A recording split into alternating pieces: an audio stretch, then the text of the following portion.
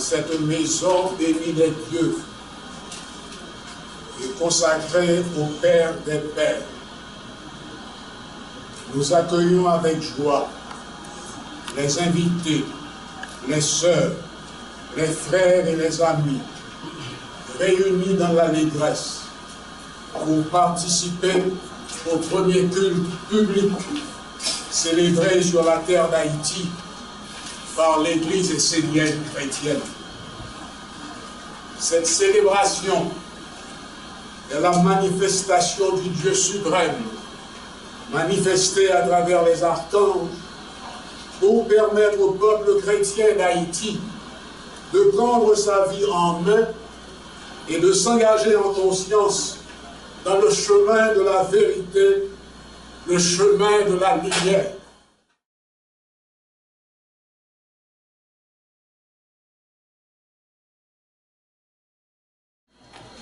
J'allume la flamme du Père.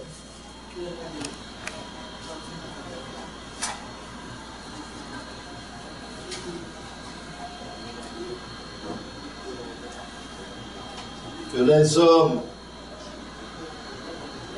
les animaux,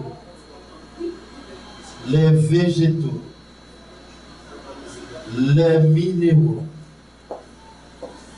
et à travers eux, la mer soit bénie, car la couronne est pour le roi qui accomplit la volonté du Père et apporte le bonheur et l'équilibre dans l'assemblée du monde, dans le royaume de la mer. Amen.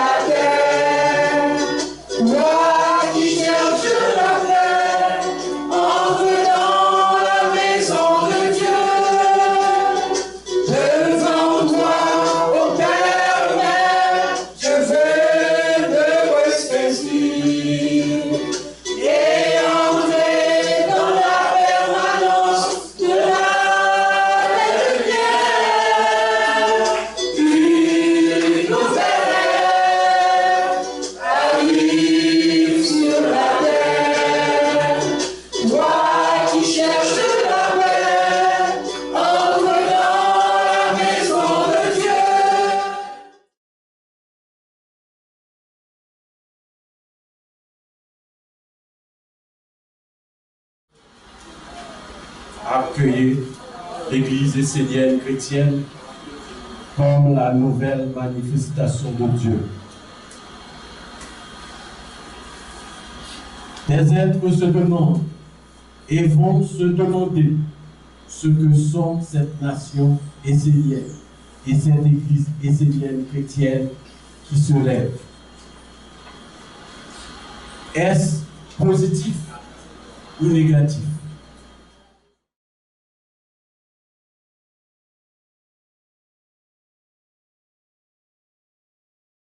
Frères et sœurs bien-aimés, bonjour.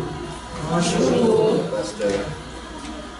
C'est un réel plaisir pour moi de vous accueillir dans la première maison de Dieu en Haïti. Je ne peux pas m'empêcher de vous dire que, avec mon grand-père, je peux parler du vaudou. Avec ma mère, j'étais un fidèle chrétien à l'église baptiste de Port-de-Paix. Avec mon père, j'étais un franc catholique. Mais j'ai compris que Dieu a voulu que je sois essénien. Non seulement Dieu a voulu que je sois essénien, mais il a voulu aussi que je sois un porteur de ces messages, que je sois un porteur de l'enseignement de tous ces envoyés. Comme vous. je savais prier et je pensais bien connaître la prière de Jésus, de notre Père. Cette prière-là dont nous avons décidé, nous les enseignants, de vous en parler ce matin. Le Notre Père est une clé. Il contient l'essentiel de l'enseignement de Jésus.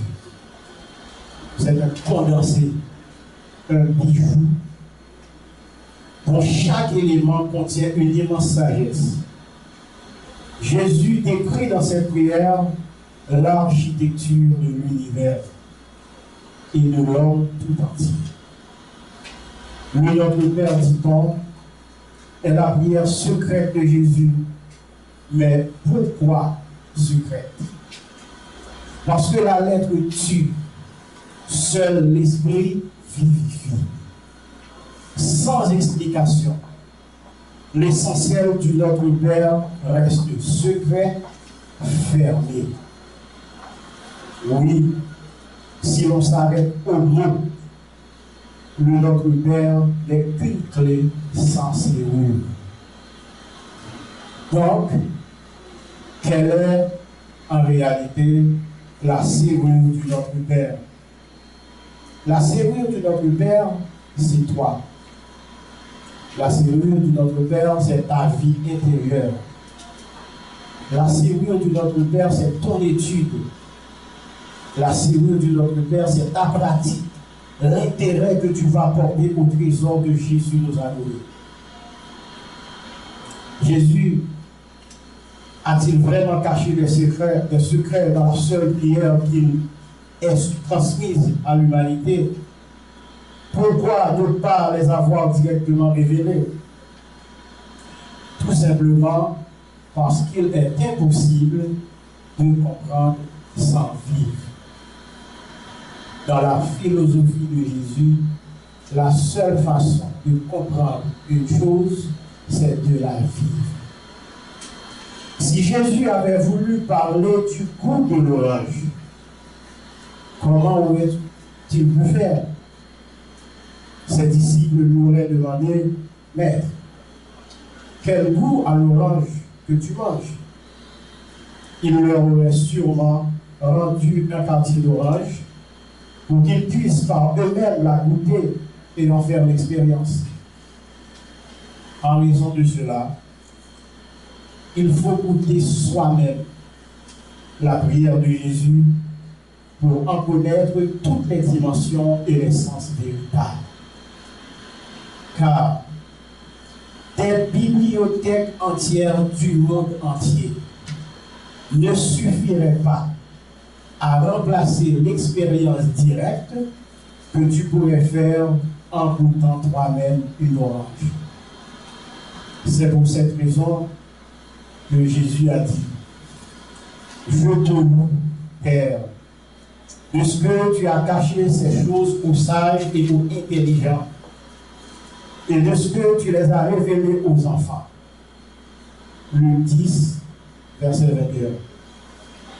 Les sages et les intelligents sont ceux qui cherchent le savoir uniquement dans les livres, les études scientifiques, les écoles de toutes sortes, alors que les enfants sont ceux qui acceptent de s'ouvrir à de nouvelles expériences et qui avancent curieux et libres de peur. L'une des premières choses que l'on remarque lorsqu'on étudie la prière secrète de Jésus, c'est la structure de la prière. Les trois premières paroles concernent le monde divin. Que ton nom soit sanctifié, que ton règne vienne, que ta volonté soit faite. C'est l'homme qui s'adresse au monde supérieur, une parole qui vient du monde d'en bas et qui va vers le monde d'en haut. C'est l'homme qui cherche à avoir un contact direct avec un monde supérieur. Les quatre paroles suivantes concerne le monde des hommes. Donne le pain quotidien, pardonne les offenses, ne nous soumets pas à la tentation, délivre-nous du mal. Ici, c'est l'homme qui demande. C'est l'homme qui est concerné par son monde et souhaite remplir de la présence divine. Donc, dans cette prière, on a pu voir que Jésus était toujours en harmonie. Jésus était toujours en harmonie avec les 7 règles parce que dans sa prière, il vous montre qu'il en prenait soin. Jésus vous montre que dans cette prière-là, il y a tout. Dans cette prière, il y a toutes les solutions que vous pouvez imaginer. Et sachant que quand on est en harmonie avec soi-même, quand on est en harmonie avec les autres, on est toujours en paix. Si vous voulez savoir pourquoi Jésus est toujours en paix, c'est parce qu'il était en harmonie avec tous les règnes. Le règne minéral, le règne végétal, le règne des animaux, le règne des hommes, le règne des anges, le règne des archanges, le règne des dieux.